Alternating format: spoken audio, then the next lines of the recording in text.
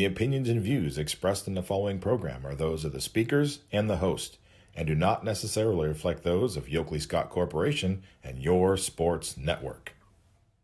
Yeah, I've been closer to Jesus before, so can you help me out? Oh, can you help me out? Am I on my own? Am I on my own? Or can you help me out? Am I on my own? Am I on my own? Or can you help me out? Can you help me out? I've been scared to look in my soul.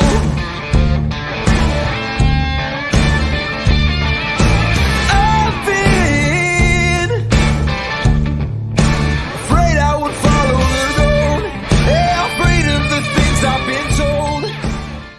Hello, everybody. Welcome inside a Tuesday episode of Running Point, brought to you by Greenwood Chevrolet in Austintown. I'm going to do what I always do and put their logo in the top right corner so you always know where to go. If you are in the market for a new or used vehicle, head over to Greenwood Chevrolet in Austintown. There they are right there in the top right, so you never miss a minute of their logo action. If you're in the market for a new or used vehicle, head over to Greenwood Chevrolet in Austintown. They go the extra mile for you. We try to do the same here on this show every single day, and we continue to do that. We thank them for their wonderful sponsorship of this show since day one, and of course their sponsorship of everything that we do at YSN. So Greenwood Chevrolet is what's bringing you this episode, and on this episode, gonna have a good one. Actually, before I start the preview of the episode, I want to just say, hey, we missed you yesterday. If you were looking for Running Point, we had the special Power Hour presentation from Middle Ridge, so that's why Running Point was not on the air yesterday. So happy new week on Running Point. We definitely missed our show yesterday, but now we're back at it. And I want to remind everybody again that tomorrow there will also be no Running Point, because tomorrow I will be on the way to Canton to call the Canton Regional for softball.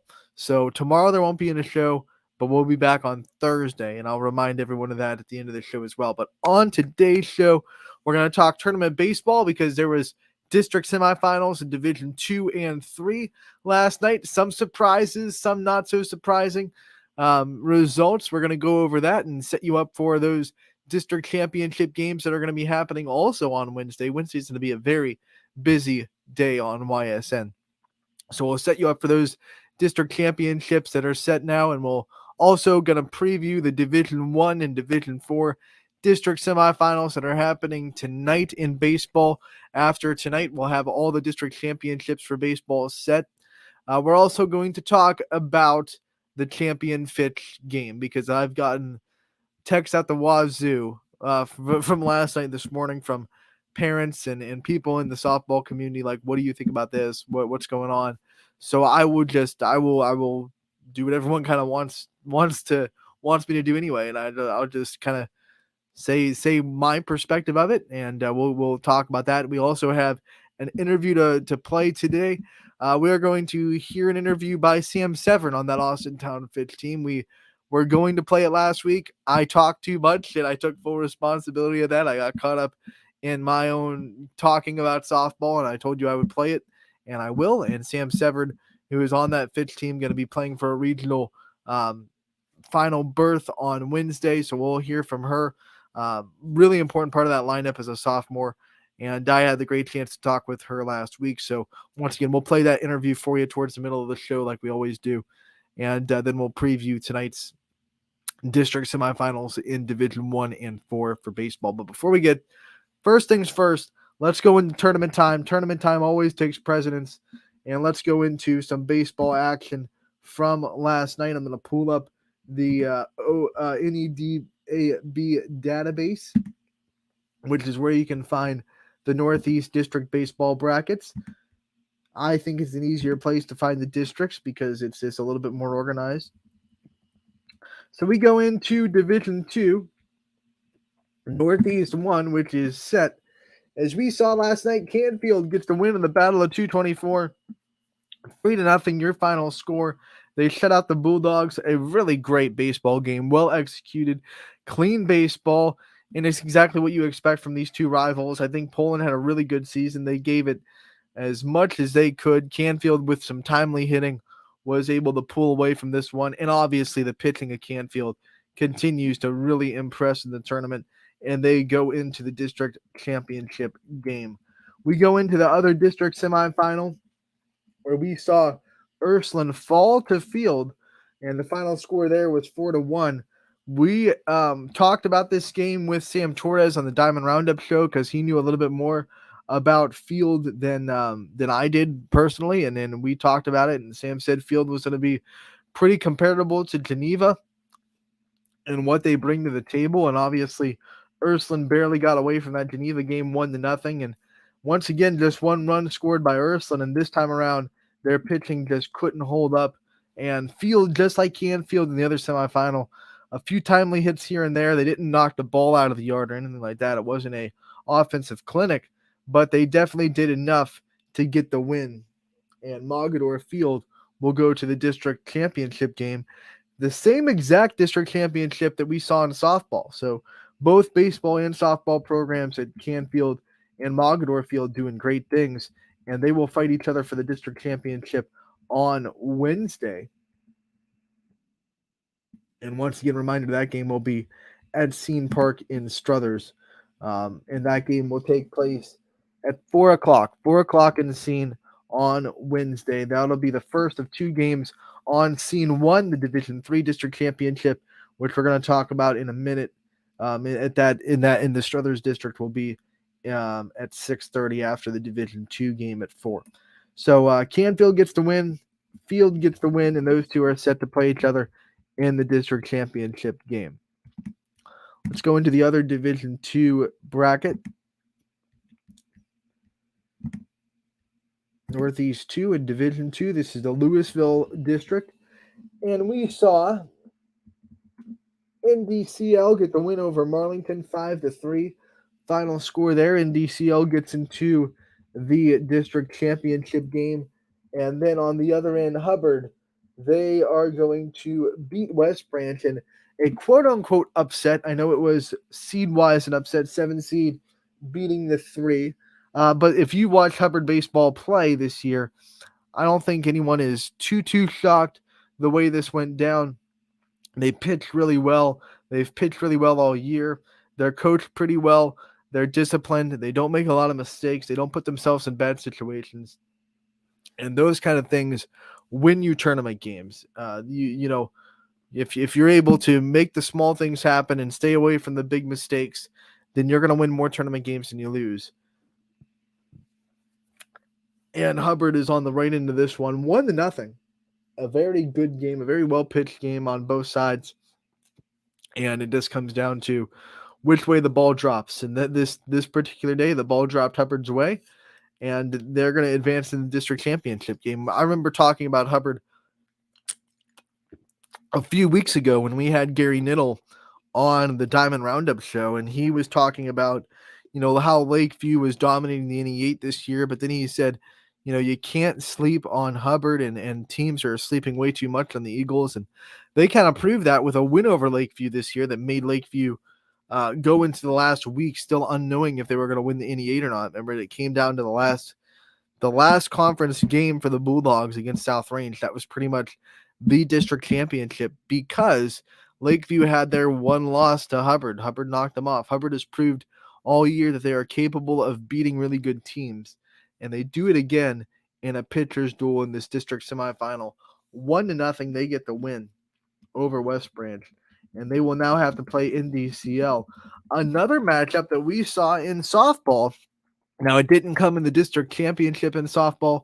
It came in the sectional championship. NDCL was able to get the win over Hubbard softball. So now Hubbard baseball going to try to avenge that and get a win over NDCL, who honestly is just a program that plays such a tough schedule. I know they're the 13 seed, but these kind of teams are so dangerous because they get the middle range seeds because of their record, and they don't play the middle range seed schedule at all in DCL, like your Ursulines, like your Moonies, like your St. Vincent St. Mary's. They play an independent schedule and they beef it up like crazy, and that does affect their record for sure. But it also makes them prepared for games like this, and they're going to be a really tough out as a 13 seed in the district championship game. And I think um, that's why this bracket, when it came out, obviously um, it wasn't the one that people thought would be particularly competitive, because usually the bracket the one seed goes into, and you saw Alliance the one seed, the first victim of NDCL in the sectional championship. You usually see the one seeds bracket get a little bit easier because everyone else wants to avoid the one seed. But this did not get easier at all. In fact, the one seed lost pretty quick to NDCL, and it wasn't close either. 9-1 NDCL was able to just um, smack the one seed out of the tournament pretty easily, and then they go and they win the district semifinal. It's impressive. It's impressive. And what I love about it, and this is something that every team can learn from, and I hope some teams end up, taking this into consideration.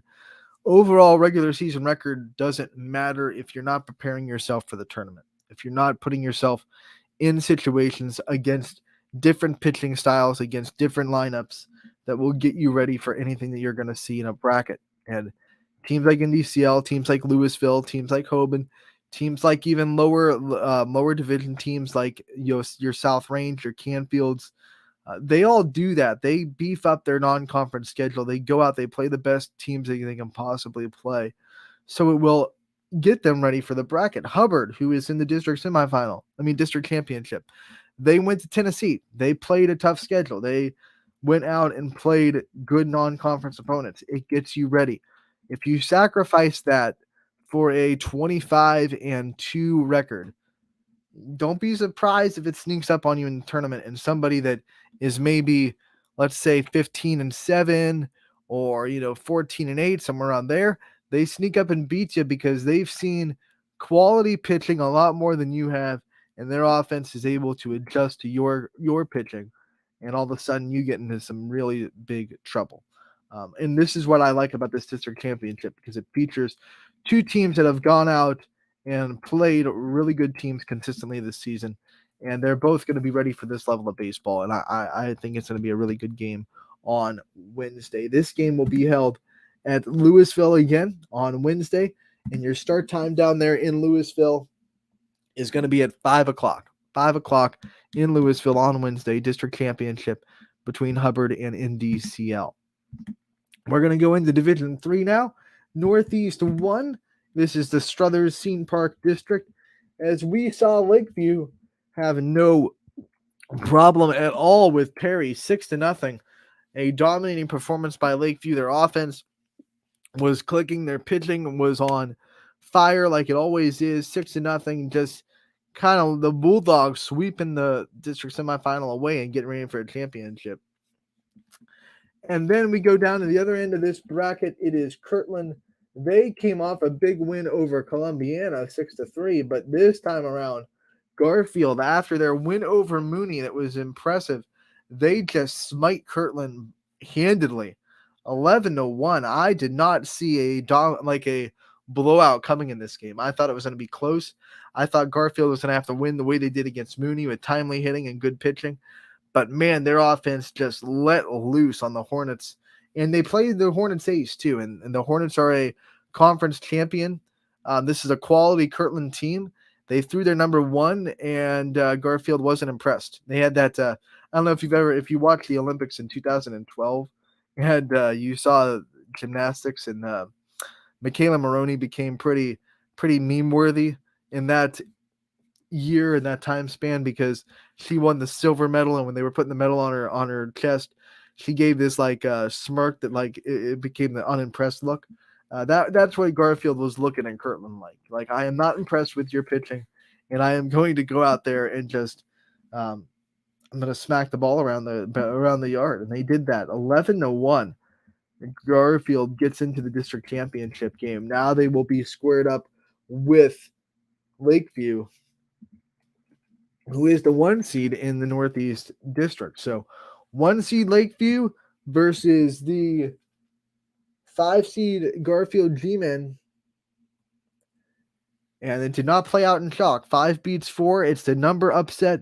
I think the real upset is the fact that it wasn't competitive at all. That's the surprise to me. I'm not surprised Garfield won. I am surprised they won by 10. We'll go into the other Northeast District, which is the Niles District, being played in Niles. South Range gets the win over a very scrappy, very good Champion team, 6-4. The final score there. Champion gets South Range gets the win, and it was one of this typical South Range baseball wins where they just find ways to do it. It wasn't the prettiest baseball that they played. Their pitching wasn't great. They allowed a couple of things that I'm sure their coaching staff didn't want, missed some spots here and there. But when it mattered in those game deciding situations that come across in big tournament games like this, South Range proved why having tournament experience and players that know how to be in big games really does matter. And they just made the game deciding plays when it counted the most. 6-4, they get the win over Champion. They will advance to the district championship. And there are programs like that. We talk about them. We talk about those programs in softball, like the ones that you're going to see in Canton tomorrow. And, programs like Fitch that just know how to win and make those game-winning situational plays in close games. And South Range is no different in baseball. Their athletes have been in big games, whether it be in baseball in the years past, or it be in basketball, or it be in football. They've been in those big, high-pressure, clutch situations, and they know how to respond to them, and they did that in the semifinals. Who will they play? Well, they'll play the 14 seed United as they beat LeBray last night 4-1 in 11 innings. 11 inning, just absolute grinder on the pitching mound, but it was Trent Newborn that had the last laugh as he pitched his heart out and shut down this LeBray offense completely. And I want to say it again because I said it last week and I said it when these brackets came out. United was underseeded greatly. Their pitching staff was much better than a 14 seed, especially their top 2 pitchers. And that was going to make them extremely dangerous in the tournament. And here they are, upset. They upset Crestview and they upset LeBray. Their pitching staff is not to be messed with. They're going to throw Nevin Halen in this championship game after they threw Trent Newborn in the semifinal. So there's no drop off 1 and 2. Their 2 is just as good as their 1.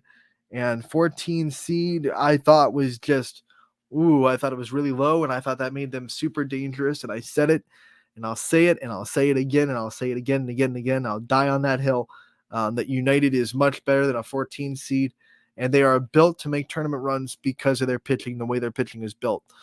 We've seen it, and I've said it before during this baseball season. Teams that struggle in the regular season sometimes struggle because they don't have the pitchers to get them through a week. You have to play 5 games sometimes in a week, and sometimes your 1 and 2s can go get your wins, but then when you have to go into the next starters, there's a little bit of a drop off there, and maybe they can't compete against the big teams they're playing against. But in the tournament, that goes away. You play 2 games and then you're off for a week, and then you play 2 games. So if you have 2 really good pitchers, a 1 and 2 or a 1A and a 1B, whatever you want to say, then you can do a lot of damage in a tournament because you can just throw 1, 2, and then you're off, and then you go back to 1, 2, and then go off, and then you go back to 1, 2.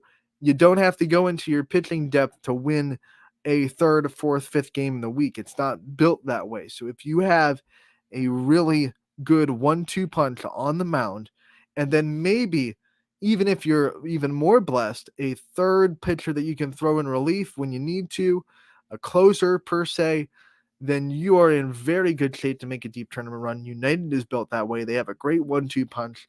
They have a couple of pitchers that I believe maybe not their starters, but good enough to come in and give you a couple quality innings if you need them. They are built for a tournament run, maybe not built for the grind of a regular season. That's why they didn't win the EOAC. Columbiana won the conference, but they are definitely built for a tournament run, and they proved it. They proved it, getting all the way to district championship, and now they can make the ultimate statement by beating South Range. I mean, talk about, okay, you beat LeBray. They were kind of a out of nowhere team this year. They won the MVAC. You beat Crestview, who kind of is equal to LeBray. They're not like the big names a bit. You beat South Range, and you turn some heads. It reminds me of the movie Jaws, when the mayor says it's psychological. You yell Barracuda, people go, "What?" You yell Shark, you got a panic on your hands. So you beat LeBray and Crestview. People they're impressed. You beat South Range, then you bet you're turning everybody's heads. My head's already turned.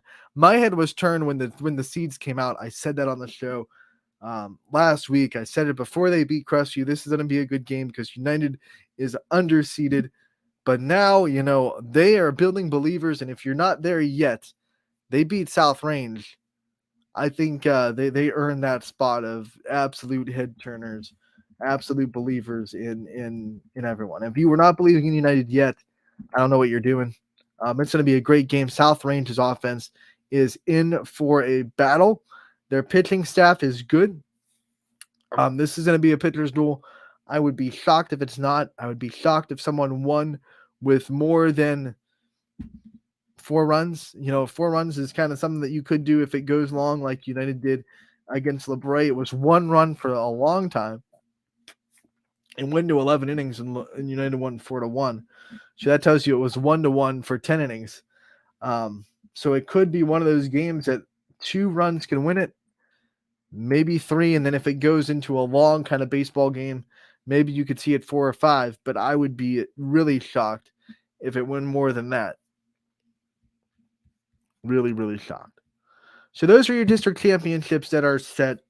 Divisions 2 and 3 played last night. They will play their championships on tomorrow. And then tonight, we'll have divisions 1 and 4 in action for semifinals. After tonight, we will have our district championships set.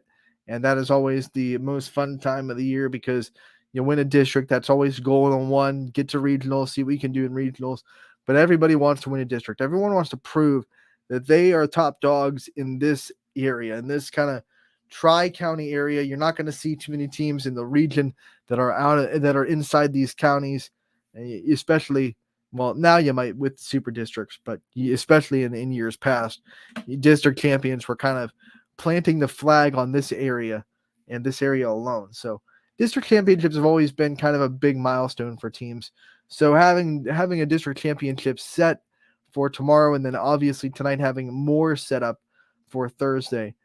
Those are really big games, really important games, and I can't wait to see what happens tonight with Division 1 and Division 4. So what we want to do now, since we have gone over the baseball scores, is we want to take the time, and I'm gonna really be strict with myself and make sure I don't overtalk this, because I do want to get to a break and then our interview that we have today with Sam Severn to play from a pre-recorded interview standpoint. So I do want to talk, though, about the Fitch Canfield. I don't even want to call it a situation. It's just 2 teams that are now going to share the AAC. They have played 16 combined innings between 2 games, and they're still not a winner. They couldn't separate themselves. They were so evenly matched. They were tied at 3 in the 10th, and that game got suspended because of darkness. And then last night they went and they were tied at 1 after 7. The coaches met with each other and they made the executive, I don't even want to call it an executive decision, because I am positive everyone in the dugouts were on board with this decision. I'm sure it was talked about the entire weekend. Hey, this is what we're going to do. These are what the situations are.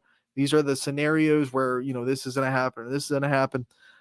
They met after 7 innings. They kind of talked for a couple of minutes. It was a kind of a lengthy conversation. It wasn't a quick 5-second talk. They shook hands and then they lined up their teams and they said, hey, 7 innings is enough. We have 2 AAC plaques here with us, because they had to bring 2 because the winner kind of took the AAC. And they just said, let's just share the conference and move on to regionals, wish each other luck in regionals, and make sure that our teams are at their best for regional tournament time. That's what they decided. That's what they wanted to do. Now, I know people are upset about this because in America's sports culture, tying is just not what we like, right? We're not Europe. Europe likes soccer. Soccer is into ties. Soccer is okay with ties. That's European sports culture for you. That's why on the broadcast last night with Ty, I jokingly said I feel European because we're kind of tying, and it seems like at least in the inside the fanhoods of Canfield and Fitch, they're content with it. No one was happy last night. I talked with the coaches after. I talked with Melina Toth and Sydney Watts because they won co-players of the year in the AAC. No one was happy. I don't want anyone to think that people were happy that they had to tie. Both Fitch and Canfield, with everything they had, wanted to win last night. They wanted to win. They wanted to have outright conference championships, but they were content. And that's the word I'm going to use. They were content with saying, this is not our biggest goal in front of us. And when you're playing 2 days before the regional, you just don't want to take any kind of chance that you overexert a pitcher or overexert a catcher, or God forbid someone else get hurt. Want to remind people that maybe didn't watch the game or weren't there. Both teams had an injury scare during those 7 innings. Jenna Treveri had an awkward slide in the second, got up a little bit slow, and then was able to kind of walk it off and be fine. And then McKenna Hogan took a foul ball to what I believe is her wrist or hand. Either way, she dropped the glove immediately. She took some time to kind of hold it. You could tell that it hurt. So both teams had those, you hold your breath because the last thing you want to see in what amounts to honestly a meaningless game when regionals are on the line, every team in the state would forfeit a conference for a regional championship. So in that sense, the conference championship kind of meaningless because both these teams have much bigger goals in their eyes. You would hate to see an injury happen in that stage because then obviously they wouldn't be able to play in regionals, and then you're like, what the heck did we just do? We won an AAC, but man, we put ourselves in a bad situation for regionals. I think that's why I think that probably led into the coach's decision because they saw 2 players flirt with an injury a little bit, and that probably made them a little bit more conservative in the long run. But they were conservative going into that game. I talked to both of them before. The plan was to play 7 innings and then have a conversation. They were obviously hoping to finish that game in 7 and then have a conversation about the continuation of the next one. At the end of 7 innings, Melina Toth was at 104 pitches, so you have to assume they're going to play at least one more inning. She was going to be at least 120. Sydney Walsh was already at 124. So that would have taken her to probably somewhere around 140. The average inning for that game was about 15 per. Both pitchers were averaging around 15, 14 per. So it wouldn't be out of the question to say, hey, she's going to throw probably 120-ish for Toth and 140-ish for Sydney Watts. That's if they play only one more inning. If they kept going, and I'm telling you, those 2 teams were going to keep going. The way that softball game was going, it was so evenly matched. I think the only way someone was going to win that game was a pitcher was going to get tired. There was going to be one of the pitchers was going to run out of, steam and start making a few mistakes, and then the offenses were going to take advantage of it. That's the only way that game was ending because those 2 pitchers, when they were fresh, when they were on, both lineups just couldn't do much. They were good at bats. They weren't like, hey, we're just going to go up and wing it. They weren't bad at bats. They were good at bats. They couldn't do anything with it because those pitchers were just so good. In that sense, that game was not going to end anytime soon. Let's just be real. Those pitchers weren't going to give up. They weren't going to give in. It was going to go until one of the pitchers was exhausted and started to make mistakes. Question is, do you want to push them that far 2 days before a regional and then say, hey, maybe you're not 100% when we go into a regional semifinal? Is that worth it? Is that worth the AAC championship? Some people say yes. Some people say these pitchers are built to go long. Obviously, there are a lot of summer ball teams that will pitch the same pitcher all weekend, and you're looking at 5, 6, 7 games in the weekend. So that's, probably 400, 500 pitches in 3 days that you have to do to get through a travel ball season. But I want to remind people that travel ball mindset is a little bit different in the sense that winning and losing in travel ball is not your number one goal. A team does not go into a tournament. Yes, they want to win. It is a goal. It is talked about. You want to go and you want to win the games that you're playing. If you don't, you're not competitive and you have no right coaching or playing in a travel ball team. But it is not the first goal. The first goal of the travel ball is to get reps and expose yourself to coaches and make yourself better for the next season, right? Growth and development and recruitment. The coaches recruit in the summer. They do not recruit during high school. So your mindset in travel is, I want to get as many reps as possible. If we have to sacrifice a win on Sunday because I'm getting reps, then we will do it because I want to show these coaches what I can do. That's not the mindset in high school softball. It's win. It's wins, losses. That's the first goal. That's it. Like, you want to go win a state championship. So the people that say, yes, in summer ball you can go, and these pitchers for softball will regularly pitch 300, 400 pitches per weekend, and they'll have no problems doing it. And most of them survive that and flourish in it, and they're fine doing it. But it's a different mindset. It's a different world. It's your goal in travel ball. First goal in travel ball is not wins, losses. You will sacrifice wins, losses for reps. You will. And ask any travel ball team, whether they be the travel ball teams that go to Colorado for the Sparkler tournament or the travel ball teams that stay local and play in the, ones at Field of Dreams and McCoon Park. Their first goal is to get these kids exposure. That's why there's a folder with all the kids' names and bios in the fence every game. You want college coaches to see your players. You want everyone to get reps. You want them to be exposed as much as possible. Then you want to win. You want to win. You want to show those coaches that those kids can go out there, compete, and win. You definitely want to win. There's the competitiveness in travel ball. I'm not trying to say there isn't. It's just not the first goal, at least not in my mind. And I do coach travel.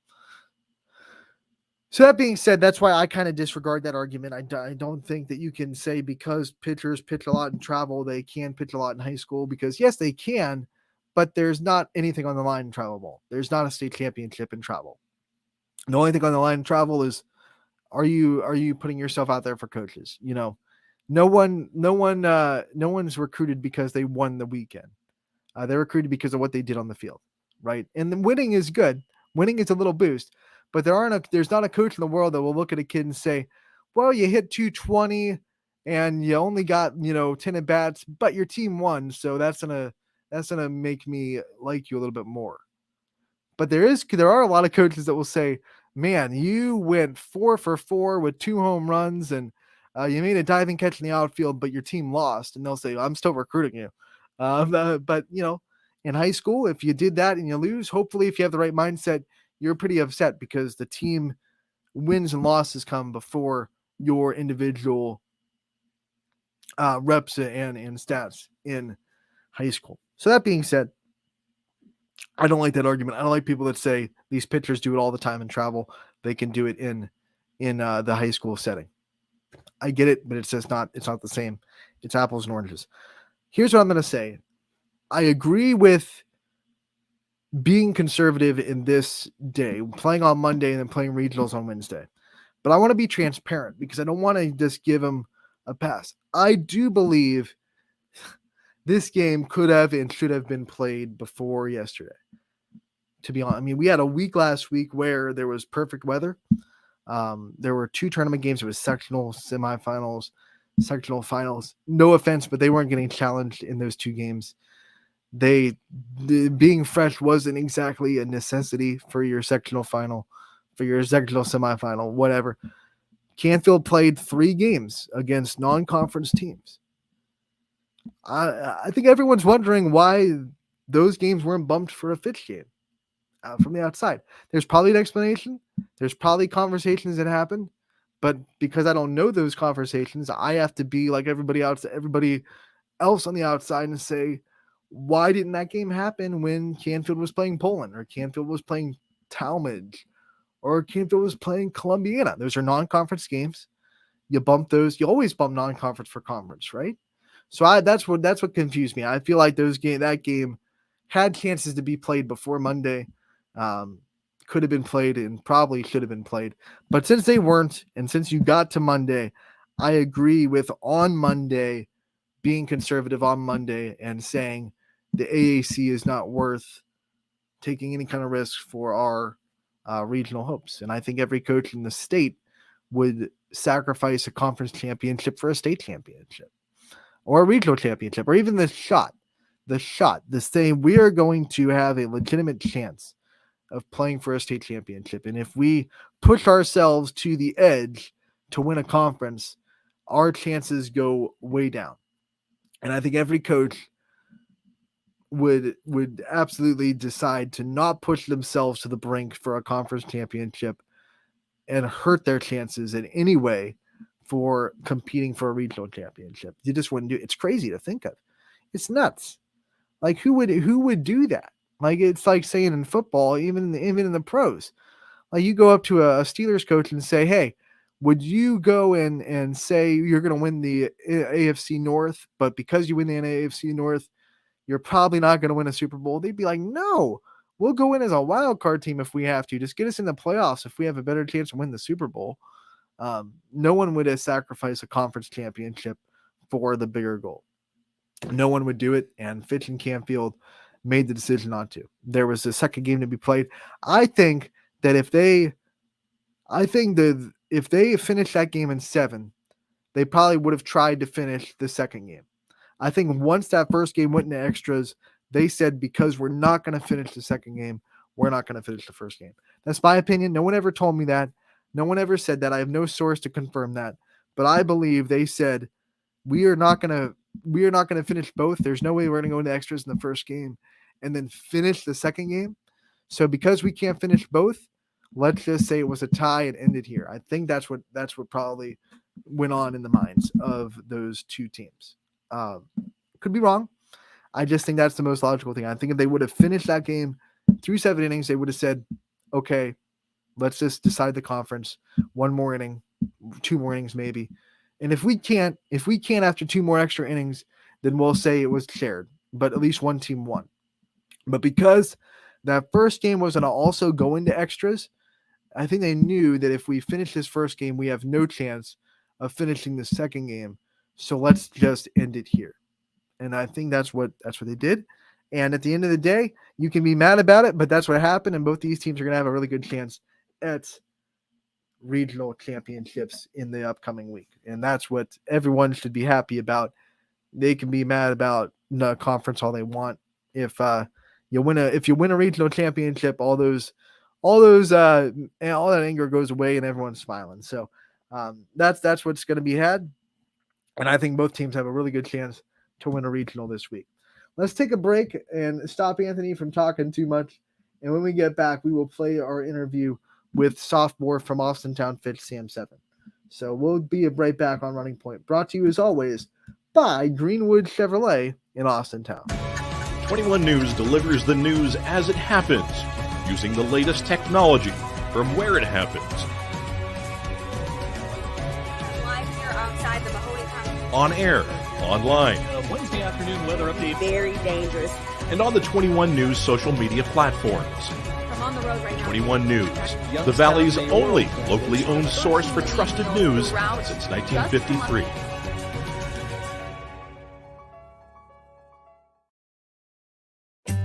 As fine as the eye can see, the finest hardwoods from the finest trees. Made for your home and within your means, Baird Brothers will help fulfill your dreams. Let life and light come shining through in quiet morns. And heavy traffic, too. Find your easy-to-afford fine hardwood floors and doors and more at BairdBrothers.com. Every customer has a story, and at Greenwood Chevrolet, we are committed to making sure it ends with you in the right vehicle. I get to be part of somebody's adventure, whether it's buying a car for the first time, helping them get approved, or finding the perfect car for their budget. I'm proud that people trust me with their finances. They trust me to take care of them, and they trust me with their story. I'm Tracy, and I'm ready to go the extra mile for you, only at Greenwood Chevrolet.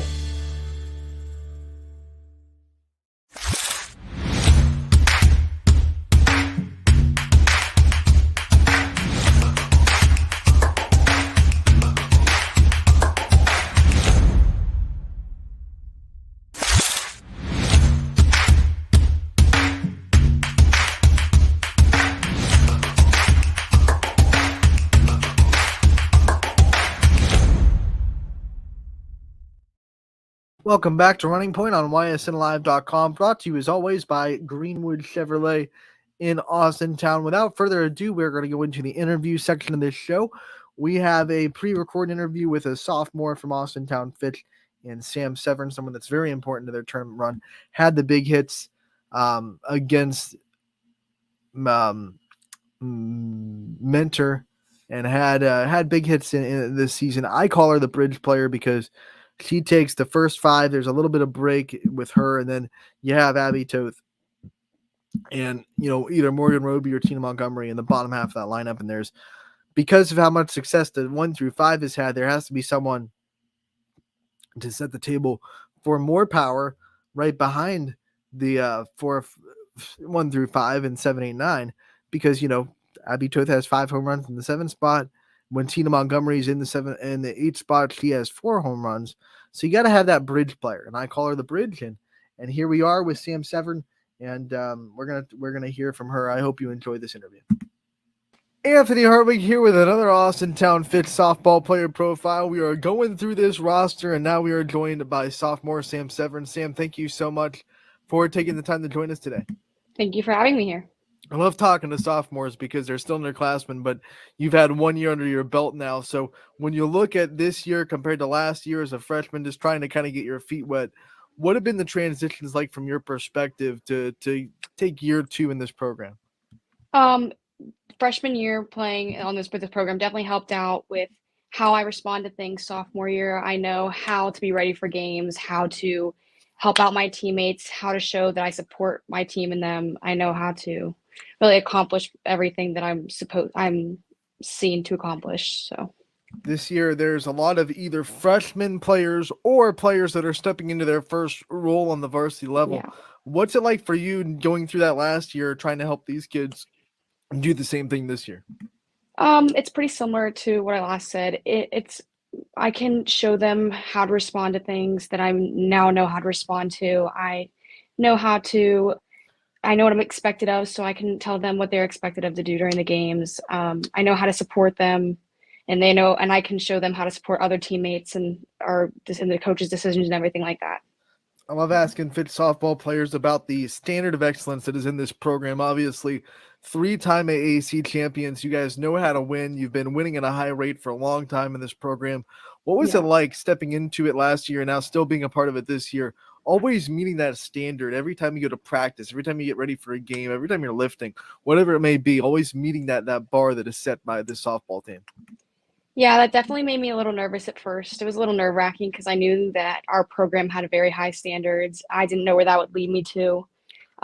So it definitely showed how I need to be determined to get to do my best at all times, no matter where I am, what game it is, if it's practice, if it's lifting, anything like that. When you say it made you a bit nervous when you first started, what kind of things got you past that and turned those nerves into kind of motivation to meet that standard? Definitely my team. My team really pushed me to do as good as I was expected to. They supported me throughout everything, throughout all the games. My coaches, they definitely pushed. They told me what I was expected to do, and they said they were confident in my abilities, so that made me feel a lot better. I know a lot of players and a lot of teams say, we have a family atmosphere in this team, but Fitch really, you can't describe this softball team without describing what a family atmosphere it is. What was it like for you kind of getting into it? And like you said, you were a freshman, your teammates are the ones that built that confidence in you last year, and now you carry it in this year. What's it been like for you the last 2 years, just being a part of this Fitch family and the softball family at Fitch? This family has definitely brought me some of my closest friends. Everybody on this team I would consider probably one of my best friends. The experiences we've shared between districts and regionals, all of it has been just like an adventure. So It's really just amazing, this atmosphere, this family. You guys have a very unique home field. Usually I ask players like what makes your home field feel like home to you, but you're one of the only teams in the area that has a turf field. Yeah. What's it like being able to play on that and have the facilities like that proves to you that this school system really, cares enough to pour money into the softball program? It means a lot to me. It definitely shows that people care about us. People care about how we do and how we represent our community. So that makes me feel pretty confident and also in our abilities and in our team. All right, these Fitch players, and you don't fail too much, but softball is still a sport that has ups and downs. It's built to make you absolutely. fail. How do you handle the ups and downs of softball and being able to deal with adversity and failure in the sport? I definitely go to my teammates for support. Or my coaches as well. If I or my teammates are in a bad position where we make mistakes, everybody makes mistakes. We always go and look for support from our coaches and our teammates. So when we know we can count on them to pick us up after, I don't know, a bad game or a bad at bat, we know that we can go to them. Every player that we've talked to in Fitch this season, we've always talked about their spot in the lineup and how they kind of handle it. And you are kind of a bridge, I call it a bridge player in the lineup, where you kind of, you connect the top four to the bottom of the order. What's that like been for you, being the mindset of like, you're almost the next spark plug to get someone started again, for Abby Toth behind you and Tina Montgomery behind you, a lot of power behind you. Yeah. What's that been like for you to kind of be a second leadoff hitter almost? It definitely gives me the perspective of having an ability that my coaches believe in. It gives me a sense of confidence that I can hit the ball, knowing that I'm confident my teammates will hit me in if I get on. It definitely is just I think it's a great spot for me personally in the lineup. Take us through your mindset when you're in the batter's box. What kind of things you do to get yourself in the right spot, and what kind of things you do to try to keep routines? Yeah, I definitely consistently think hit the ball, like you can do this, you got this, hit the ball. It's nerve-wracking in the box, obviously, so I just try to stay positive. I think that I have the abilities to hit the ball. I listen to my teammates supporting me in the background and my coaches who are helping me adjust to every pitch and all that. The pitchers that you guys see on your schedule, not just in the conference, but outside the conference too, are just phenomenal. What's that been like trying to navigate the great pitching that you guys see night in and night out? The pitching is just great. So the pitching that we see, it definitely helps us to get farther, hopefully, for sure. So when we see pitchers who hit their locations, who move the ball, it definitely always helps our at-bats personally, whether it's a bad at-bat or a good at-bat, you always learn no matter what. So these pitchers are definitely very beneficial to our game. You've talked about it a couple of times already, how you can go to your teammates and talk about what's going on and what the pitchers are doing. Since everyone on this team has a really high softball IQ, what's that like, scouting pitchers and trying to really make adjustments on the fly during a game? I imagine it's a little bit easier for you guys with so many players with high softball IQ. Yeah, it definitely, having the high IQs definitely help out our at-bats. Having coaches who have high IQs about softball obviously is very beneficial for us. If we are struggling at bat and based off of a couple pitches, we know what to fix. We learn from our mistakes or from our positives. We learn from if we make contact with the ball, keep going through the ball, stuff like that. Yeah. Who do you think helps you the most in continuing to build your softball IQ and building your knowledge of the game? I definitely think my coaches, especially Coach Bob, when it comes to the batting perspective, he really helps me out. Even teammates, when they're suggesting what you'll see in the box, if she throws rise balls a lot, if she pitches low a lot, my teammates definitely help a lot when it comes to my batting. Let's talk more about this coaching staff. Coach Ward's been here for a while at Austintown Fitch, and he's run this softball program so well. What's it been like being under him for the last 2 years? What kind of things has he taught you about softball and in life? It's been great having him as a coach. I have loved my last 2 seasons here. I've learned so much from him. I've learned to treat my teammate with respect. I've learned to learn from my mistakes. I've learned to be very coachable from him, especially from his very good critiques and during the games, during practices, everything like that. And sorry, go ahead. No, you're good. I'll let you finish. And he just definitely is the type of coach that we want around to boost our confidence. In everything that he kind of does, he's always talking about person over player. Yes. What's it like to have a coach that definitely wants you to go out there and execute the game plan, wants you to do all the things in the X's and O's and succeed, but cares about you as a person more than you as a player? I think that him thinking in that perspective is a great benefit to our team because if we are thinking, oh, I personally want to do great, I want people to see how I play, we've learned that we'd rather see how we respond to things, how we respond to mistakes, how we respond to wins. I think that person over player saying that he continuously says it's a very good thing to live by. We see him say it a lot, but we don't get the privilege of seeing the things that he does to prove it. What kind of things does Coach Ward do to back up saying that he cares about you guys as a person more than a player? He'll definitely say that we responded to the situation well. If it was a bad situation, he will be like very honest with us about our attitudes and responses. So he definitely represents it in a great way. If we do something good in the game, he will say, I'm glad, like I'm happy for how you showed it and how you represented our team with it. So we've asked every infielder from Fitch that we've interviewed so far this question, but you play behind Sydney Watson. Sometimes Sydney can get in that groove where you're not getting to play a lot of defense. What's it like trying to stay engaged while she's in those strikeout grooves where not a lot of balls are coming your way up the middle of the infield? Yeah, it definitely keeps me engaged because seeing her do as well as she does, that makes me very excited for her and our team. So I'll be engaged in the at bats and be hopeful that she'll strike the next person out because that's great for her and great for our team. So yeah. Sydney's being talked about as kind of a once in a generation pitcher. You don't see pitchers of her caliber come through the area ever, that often. What's it like being her teammate, knowing that you're a part of this kind of journey and you're a part of this, spot where, every eye is on Fitch because of what she's doing? Being her teammate is great. I think I've learned a lot from her. I've learned to always be prepared in any type of situation. You never know if people are going to make contact. You never know what's coming at you. She's taught me a lot about pitching actually in the box too. When I'm coming up to bat, she'll tell me what to watch for the release to know what pitch is coming. So it's great to know that I have somebody to coach me through things like that and somebody who can help carry our team to victory. So you're a multiple sport athlete. We see you on the stage in other sports seasons, and that means you're having to juggle a lot with schoolwork, sports, trying to have somewhat of a social life. What kind of things do you do to kind of juggle your time and make sure that you're given enough time to everything you're doing? I definitely kind of like schedule out my day.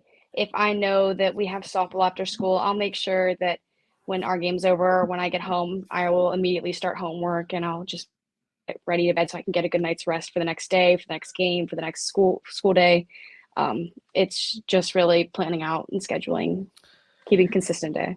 Have you always been that super organized, or is that something you've had to work towards as you become more and more of a student athlete? That is something that I developed definitely through freshman year. I learned the hard way that I need to make sure my time is very organized and that I know how to keep track of schoolwork and practices and game days. And just, definitely something developed. When we talk about schoolwork, obviously freshman year was that year where, you get the reality check of this is high school, this isn't middle school anymore. And then sophomore year, it really hits you. My experience, sophomore year was the hardest academically. What's sophomore year like for you so far, school-wise?